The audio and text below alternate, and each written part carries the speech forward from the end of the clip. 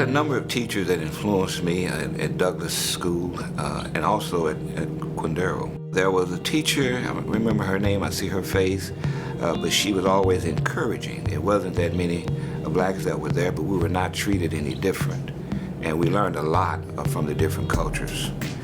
Northwest was about the same. We were able to actually get to know each other and work with students, our people, young people.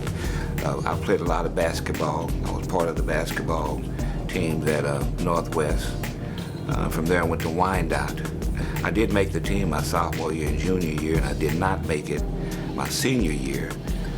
But Walt Shublin at the time, he called me into his office and he said, "You can play college ball, I just have too many right now."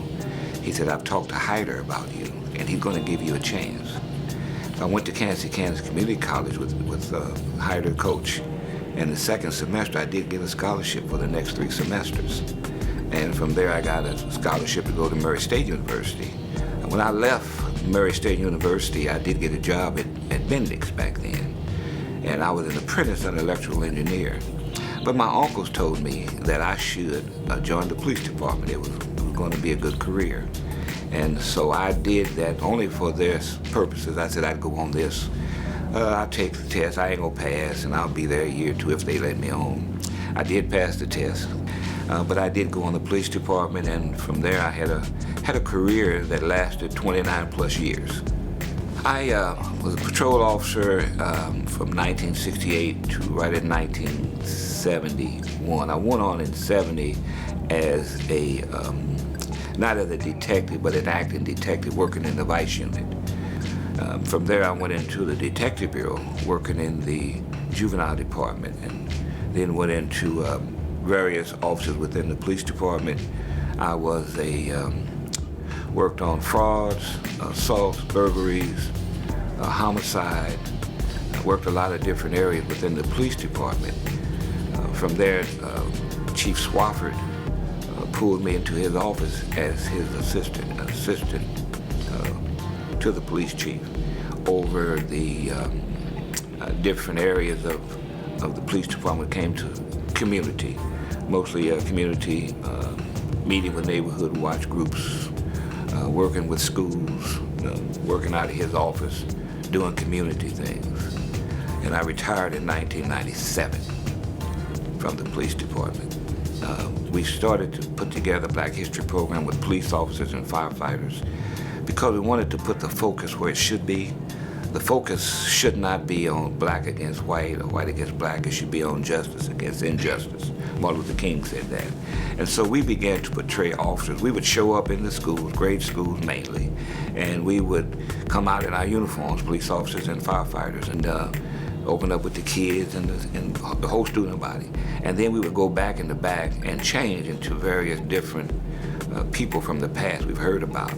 And we did that not only in the schools in Kansas, we got called outside of Kansas, we got called into Topeka. We went into Missouri and did some.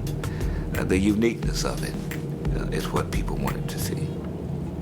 When I was on the police department, I saw a lot of our young black men being arrested as suspects in a crime. I saw them more as victims, mainly because a lot of people had jobs based on them getting in trouble. You had prisons were being built because they were in trouble. You had lawyers and judges having jobs because they're in trouble. We looked at the welfare system and all of that at the time. For every $10 that was spent, only $2 went to the recipient because of the administrative costs, and people were living on that. So we began to start working with men and boys, trying to get them to understand who they are as a man. Who am I? What's my identity? What is my purpose? How do we get into their life? We would have meetings with the drug dealers, and we had told the drug dealers, you're not going to sell drugs over here anymore, but we have people that can help you get a job. One of the instances was Mr. Walker. Mr. Walker owned an electric company, and we had this young man who had dropped out of high school because his mother was sick. He had to take care of his mother and his 2 sisters, and he was trying to get this job at this warehouse in Missouri. Mr. Walker, who knew the owner of the warehouse, who was Mary Berkeley's wife, and he talked to her, she hired him. And he grew in that position. He stayed there, he became a supervisor, and he came back to help us with the young boys in the community.